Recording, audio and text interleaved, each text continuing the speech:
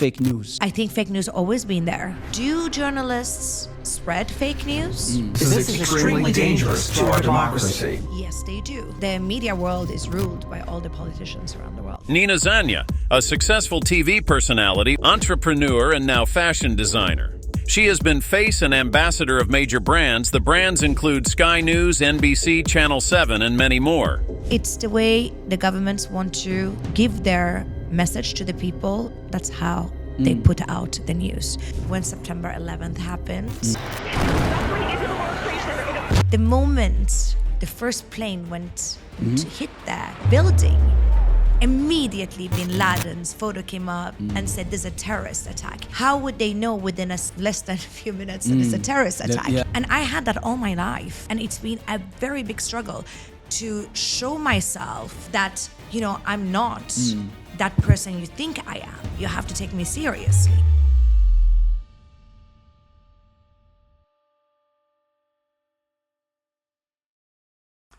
Nina, welcome to Zenotalks.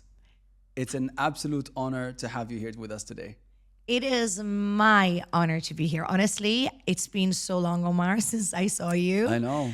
And look at us now. I know. It's been a minute. It has been a minute. It's crazy how the time goes by so quickly. I know. I mean, it feels like it was yesterday. Me and you were standing on the stage. Yep.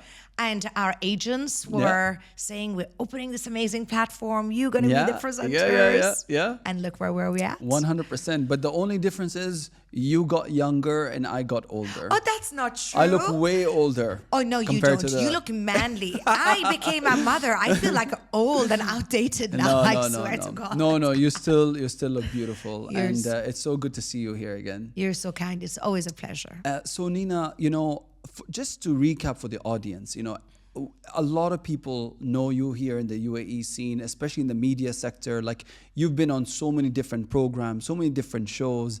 But if you can recap, can you just tell people a little bit about your career, how you got to being on the world stage, like with the UN, working with organizations like that. So tell us your story. Oh, well, I will try to make it as short as possible because it's very long. Yeah. No, the thing is, I started my career at the age of 14 in Sweden, hosting a children's show. Okay. And during that time, because my dad is a former diplomat, so they saw me at one of his government meetings and they said, well, we want Nina to work at this channel. Yeah. And that time I developed a big love for television and broadcasting. Then I continued working as at the same time I was studying. Then I went back to New York from Sweden, went to university, studied journalism and also media law. And during that time, again, I was work experiencing, but that time for NBC America, which was quite a big deal because, yes, it was a huge deal. And I think the only reason they took me in was because I already had few years of experience in television. I was already a host. Yeah. Imagine, I was 16 years, almost 17 actually. Yeah. And that work experience developed to working with NBC. Yeah. But during that time, I also went to Sydney, Australia. Sorry, not Sydney, to Gold Coast, Australia, to Bond University to do my master's degree. And at that time, Channel 7 in Brisbane hired me to do my work experience. Which is also a very big deal. Very big deal. Okay. And already, I had like almost 10 years of TV in my pocket. Yeah. So I felt Were you friends with Rupert Murdoch? Actually, I kind of was with his son. We met a lot of time. Lucky and his then wife, supermodel Sarah O'Hare. We were not very close, but we would always see each other at events and at when they were cutting the ribbons, especially in Australia, because I started also working for Sky News in Sydney. Wow. But I was very young because I started early. I was the youngest person in that crowd, especially in the Sydney crowd. Yeah.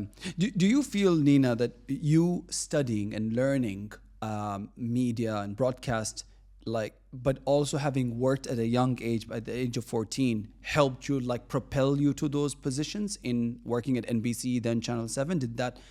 Absolutely. But were there some key takeaways from an academic perspective, or? Can I just say something? To be honest, like education is extremely important. True. Extremely important in everybody's life. Mm-hmm. But I mean, in certain fields, I don't think education is the number one key. It's your character and personality.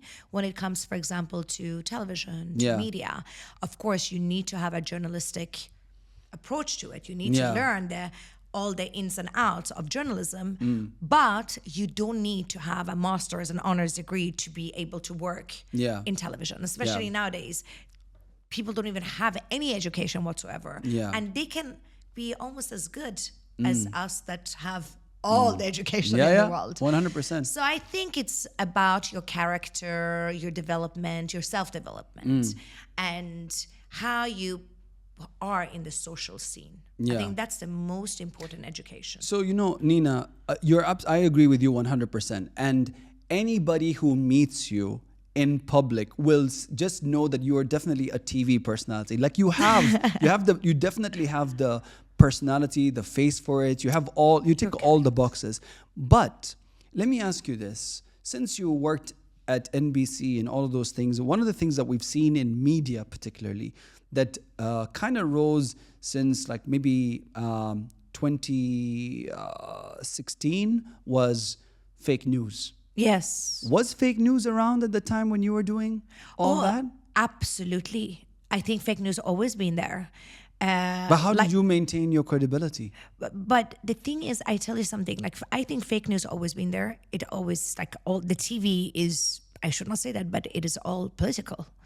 The media world is ruled by all the politicians around the world. So fake news always been there. Even before we had television, it was propaganda, it was advertisements and stuff, it always been fake.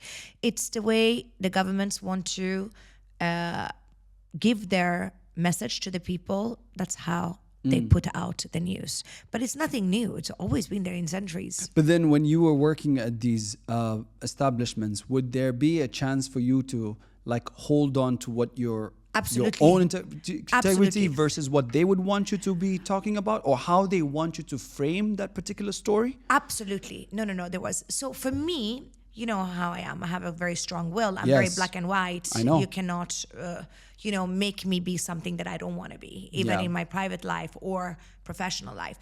But I think I was quite young at that age because I wasn't reporting news. To be fair, when I was at Sky News, I was reporting more of the lifestyle sections. So I was not told what to do with those sectors. But if it was today, I don't know what I would have answered you. Because at the end of the day, everybody has their job. True. Their job pays their lives, families, food. So do journalists spread fake news? Yes, they do. Do all of them think that's right? No, they don't. But do some of them feel that they have to do because that's their income? Yes, there are. Interesting. So it is, there are so many factors around this that you cannot control as a person that is hired under a big corporation. There is like no one that can let you do what you want. Not only in media, but in any corporation you work for, unfortunately. So working at... Yes, sure, of course. But one thing I can tell you that I realized the news is fake is when September 11th happened. And I was quite young, and the moment the first plane went to hit the building, immediately Bin Laden's photo came up and said there's a terrorist attack. How would they know within less than a few minutes that it's a terrorist attack? You know what I mean? And immediately it's a terrorist attack. And it wasn't the second plane. It wasn't the third. It was nothing that was going on. And that's the time I realized I started to question it extremely, because that time it was on social media. So we didn't know real news, fake news. Everybody thought the news is real. But it never been It real. wasn't exactly. Ever.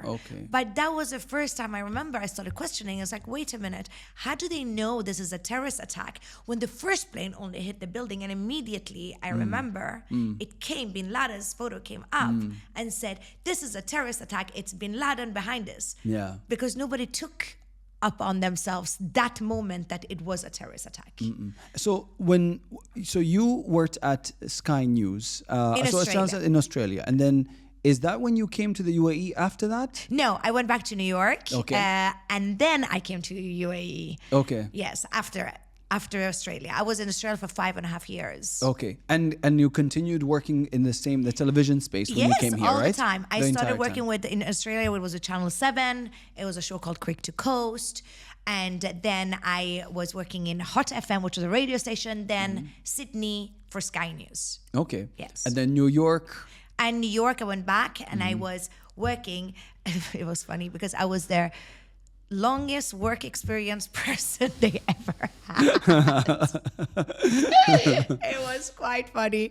Yes, with NBC. But while I was there, I developed a show, a format, and that was the first format that I developed. Okay. 13 episode. It was before all these reality shows coming out. It was at that time, I think it was Big Brother and it was Top Model. It was Top Model and Big Brother. Yeah. Actually, that time. Okay. There was one of those few realities that were Yeah. there.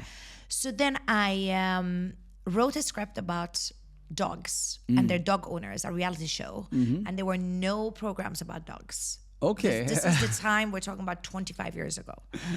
And I remember my boss looked at me and laughed at me. He was like, "Are you serious?" I was like, "I think this is going to be a primetime show." Yeah. He's like, "You're working here for us. We have hopes for you to become very serious Yeah. television personality in the whole United States." Yeah, yeah. He said, "And you come up with this to me saying you wrote a 13 episodes about dogs and dog Yeah. owners? What Yeah, is yeah, this?" So he was laughing. I was like, no, but I think it's going to be crazy. I think it would work, yeah. What I researched that time was, when Paris Hilton came out with her little Tinkerbell, the little dog, I realized that dogs are a multi-billion-dollar industry. And forget about like dog food, dog clothes, dog grooming, and dogs are in all commercials, you see. Dog hotels. Dog hotels. Like, it's a crazy Yeah. industry. So that's the reason I developed that show. And I knew I'm going to get a lot of sponsors, a lot of fundings to develop this show. pretty But smart. then he laughed at me. He's like, "No, we can't." Then I was like, okay, I went back to Sweden because they wanted me to co-produce, to be a line producer for a reality show they had in Sweden. So I went to Sweden. I was line producing the show. And after when it finished, I went back to my old boss and said, "Listen," because imagine I was working in TV since I was 14. "I have this show." Excuse me, I have to correct myself. No. After NBC, I went to Southern Star in Australia, one of the biggest Yeah. production companies that I used to work for as well. And I said, "Listen, guys, I already have this show. I think it's going to be prime time. Let's take this show out in Australia." Again, they laughed at me, said, "No, Nina." And we're talking about big guys, big, huge guys, corporations that are major. So, and I didn't let it go. And imagine, I was only like 23 years old or 24. Yeah. 23. And I was like, no, it's something in my gut saying that this is gonna go. Yeah. And then I went to Sweden, and Sweden was Strix Television, which is, Strix that did The Survivor, the biggest, largest production company in the whole Scandinavia. And I went to my boss. His name was Robert Ashberg. If you Google him, he's like Rupert Murdoch of Scandinavia. And I said, "Listen, I have this. And I believe in this." He laughed at me. He's like, "Nina, this is ridiculous. But you know what? I believe in you. You're very special. I give you the funding from our company. Do the pilot, and then we will see how it goes." Story short, we did it. It became a prime time, and it was sold to 27 countries. Oh, wow. Congratulations. And I was 24 years old. Wow. So that is the time I realized, you know what? When I have something in my gut, I never give up. And people know I don't give up. If I say I'm going to do something, I do it. And I don't care how many no's, how many people would laugh at me in my face. I go for it. And I had a lot of laughs in my face because of the certain way I look. Nobody could take me seriously because they saw this pretty girl, because they thought that time pretty girls that are like petite. I'm not You were saying young. I'm not saying Yeah. oh, I'm pretty. No, but you are. No, But they're I'm not like, saying oh, that. she's this, But and it's they're like she's young, young. she's like, blonde, skinny, long blonde hair. She Yeah. cannot be smart. And I had that all my life. And it's been a very big struggle, for me to show myself in big, like, corporations or levels that, I'm not that person you think I am. Yeah. You have to take me seriously. Yeah. And this is long before all this Yeah. movements, women empowerment, Yeah. and women didn't, in my age, didn't even work. It wasn't so much True. like that, like full force. Yeah. But it was a hustle. But then I never gave up. And I was like, you know what? They can think whatever they like, but I know how my brain works, and I know what's going to work. Yeah, and you're right. Nina, I think that one of the issues sometimes is, even myself, like I face, especially like when I was younger, my methods are very unconventional. Like I'm very I'm very cheerful, and I'm very like happy in the way that I explain ideas and stuff. And then sometimes they look at you, they think that you're crazy, or you're too immature. They think you're immature, or you're just too excited, or you're childish, and they just think, they just want to shatter your dreams so quickly before you can even make it happen. But I'm really glad that Thomas gave you a chance. Like that was yes, golden. Robert, he did. Yes. But the thing is with that, because I started working so early, so I had to be extremely serious at all times. Yeah. So my personal life became, I want to be this funny, bubbly, joke. That's how I am as a person. And that made people that don't know me, oh, how did she do that? Oh, I don't think she has a brain. Oh, and you know what? All that comes purely of jealousy. And I realized that even sometimes till today, if people don't know of me, I would walk in. It's like, oh, she worked for United Nations. Oh, she's a speaker for SDG. Oh, she was like, no, sweetheart, I speak 6 languages fluently. I have an honors degree. I work for the biggest production companies. Who are you to tell me? And that, I think, a lot of girls and boys should learn that. Don't let anyone laugh at you. If the people make fun of you, mockery, or laugh at you, just know that they are purely jealous, and they can never be you or never have what you have. Yeah. And that for them is a huge gift, because it's something you're born with. And that is to all the girls and boys out there to know who you are, what you stand, and what you are capable to do. And don't let anyone say anything bad about you. Just shut them down there and there. Yeah. Don't let them talk to you in a certain way. Don't make them make fun of you. Because people that do that, they are extremely insecure, and maybe they don't have the same talents or the same way or the same way of thinking that these people. Exactly. And I learned that, and I was one of the lucky ones, because I always had a very high self-esteem. Because if I didn't have it, I would have been broken many, many years ago. Yeah. So Nina, when you, after working in the TV, in the media industry, what propelled you or compelled you to try to like work in the humanitarian space? So I come from a family of that. My mother, she was the one that opened the first refugee camp in Scandinavia for helping refugee kids without their families. And my family always, and it comes already from my grandfather, my uncles. Your father, you mentioned as well, was a diplomat. Yes, from my father, my mother, my grandfather. And it's funny, it's actually come from both sides of my parents. They've always been very big believer in giving and doing a lot of charities since, like, from my mom's side, from when they were in Iran to like being in the States, in America, in New York, to Sweden. Like, it always been a tradition that we always have to give to the less fortunate. We have to help them in foundation, raise money, and it's something I grew up with, and it's something that I love, because the biggest gift for me is when I'm giving to something to someone. If I can make somebody happy, if I can even just put a smile on somebody's face, that it makes me feel so good. I swear to God, it's like the best feeling I can get. Yeah. So you got onto the world stage. Yes. Right? Representing Sweden. So it started with my dad, of course. Okay. So my dad used to take me to the United Nations headquarters in New York, and I always was like looking up and thinking, it's so grand, it's so big. And he always said, my dear daughter, because my dad never calls me by my name. Okay. if I show you the text messages, he always calls me my dear daughter or my dear Nina. Okay. He actually never calls anyone by their first name. Okay. It's always Mr. and Mrs. Even the babies, he says Mr. and Mrs. He's very old school. Very old school. I love that. Very old school.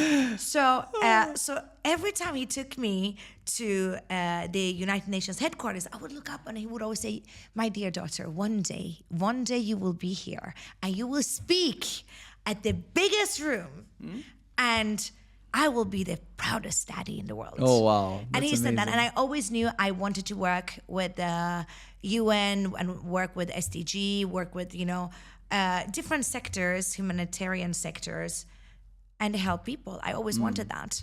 So that's how it started. I got a call actually from one of my old friends that is a big, big guy, which is fantastic. You know him very well. His name is Sergio. Okay. So he said, Nina, listen, do you want to be part of our group? We're UN and us for SDG looking for powerful women that have a voice, that done big careers in their life from early age, that can come on board and work with us. And that was 5 years ago. That's incredible. And since then, it's been rolling. It's been so from media personality to humanitarian to we didn't mention. You highlighted fashion while you were you mentioned that you're a fashion icon yourself too. So can I tell you about the fashion? This is a funny part because since again before social media, before anything was there, us people in television were always dressed by all the designers. So imagine me as an age of 14 being dressed by every single designer. Like that time, I don't think a lot of 15-year-olds or 14-year-olds would go to fashion weeks. But my mom is a very fashionable person. She used to always, because she lived in Paris, my mom, for many, many years. So she used to take me as a child to fashion shows in Paris. Like I was literally a child. But what I'm saying, from that age of 14, I started working closely with fashion designers and brands to dress me for my shows. So I developed I was like going on red carpets, developed a very close relationships to a lot of designers around the world. Okay. So in that field, when the social media came, I already was a brand ambassador for so many and muse for so many designers. Yeah. And UAE was like nobody was dressed by any designers. I was the first girl that the designers like Ezra, Michael Cinco started dressing before social media. Wow. Yeah. So all the magazines always wrote about me and my fashion says, oh, Nina is so fashionable. Yeah. I was like in the best dressed in Harper's Bazaar and like in Vogue, Ahlan, you're in in everything. Ahlan, in Grazia. Yeah. So it was literally at one point for years, I was the most, I was almost, my friends made a joke, like, Nina, we're sick and tired of seeing your face everywhere, on every campaign, in every magazine, in every newspaper. But they always said, oh, your sense of fashion is amazing. So why don't you do your own line? Because I work closely since very young age with designers, they dress me. I learned a lot of things. Obviously, I don't know how to stitch, but I know how to sketch. Okay. And I know the material. So then I was like, you know what? Let me try to do one collection. If it goes well, it goes well. If it doesn't, You tried. I'm gonna wear it myself. So it's not gonna go to waste because it's the things that I like to wear. True. I'm gonna design. So then I designed that, and the first show, my whole collection was sold out. That's amazing. And I had no experience in mass production.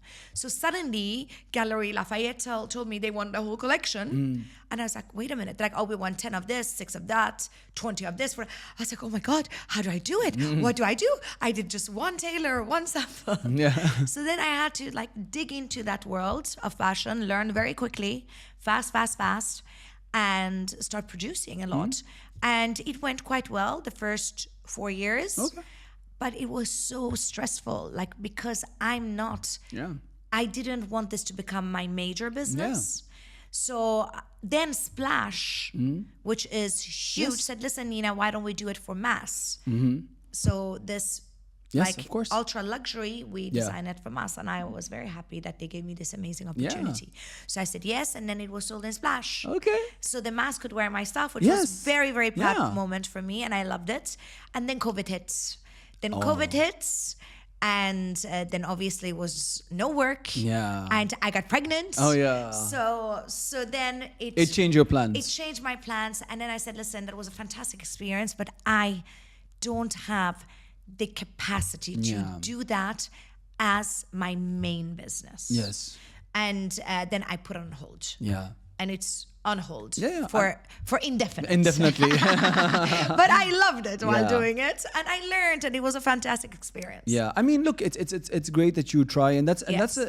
what I always try to encourage people. You know, like life is all about learning and trying new experiences, and then like see what works for you and see what doesn't. I got into the fashion business once upon a time in my life. I just had a boutique store, but then I didn't know it was- that. yeah, I had Ooh a la boutique la. store, selling women's dresses and wedding gowns. Wedding gowns is a big business What? here. Yeah. Yeah, wedding house is amazing business. It's a big business. It was Yes. very simple. I didn't do anything. All I did is I got the dresses from the US because they're dirt cheap, and I sold them for crazy profit in the UAE because Oh my God, that's people would amazing. pay a Of premium. course. Yeah. So sometimes I was like, okay, you know what? Let me, Yeah, we had the money optimize- here. Yeah, you just need exactly. Habibi, come Yeah. to Dubai. Yeah, because I remember my sister's dress. Her wedding gown cost maybe like 70,000 dirhams. Oh, I was yes. like, what?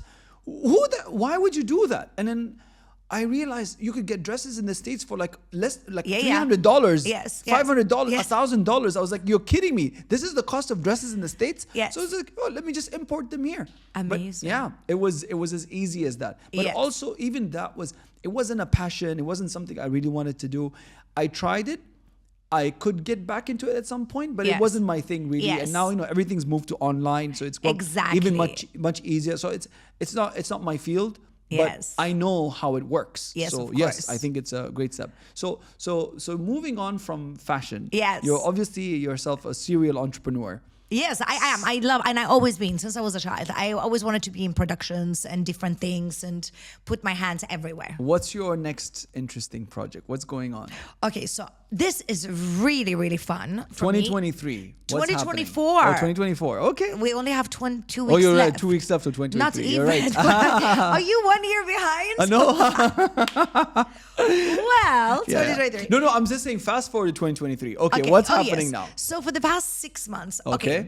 first and foremost, we had a COP28, which was fantastic. Yeah. I have to just give that as an input. Okay. What we, like UAE did. Yes. It's like mind blowing. Yeah. I mean, imagine the first week, it was over 83 billion US dollars in funds, pledges, and investments. Mm-hmm. that's I mean, amazing. no COP ever done that. Yes, that's we true. have to be so grateful and proud. We're very proud, Dr. Sultan. Yes, we are, Dr. UAE, Sultan. yes, well UAE, done. we are extremely proud. No, what it is beyond words. And you know what I find quite interesting that UAE, small country Mm-hmm.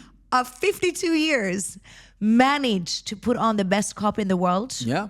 And not only that, managed to give more money than most of the major countries, such as America, Yeah. such as a lot of other Yeah. countries. China. Yeah. Yeah, Yes. China, Yeah. America, All the main Britain. ones. Actually, all the main polluters. Do you exactly? Yeah. Thank you. Yeah. Can you believe what this nation has done? With like $1 trillion economies. Exactly. Yeah. And we gave so much fundings.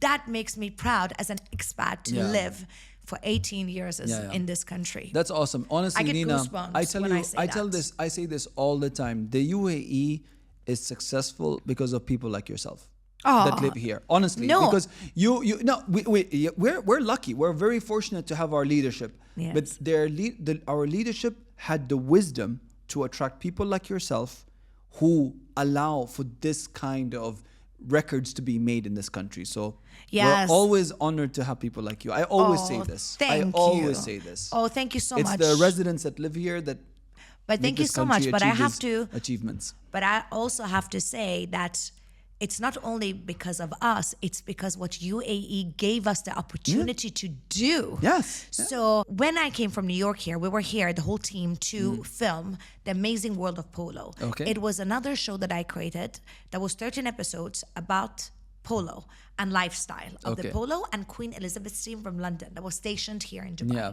They were doing their training here. So we were filming during that time.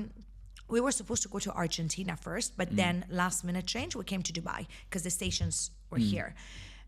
Then Dubai TV got very interested in this show and said, oh, you know, wait a minute, we like to do this polo show as well. So then they gave me an opportunity to come and said, listen, when it's finished, would you like to work with us with the polo show?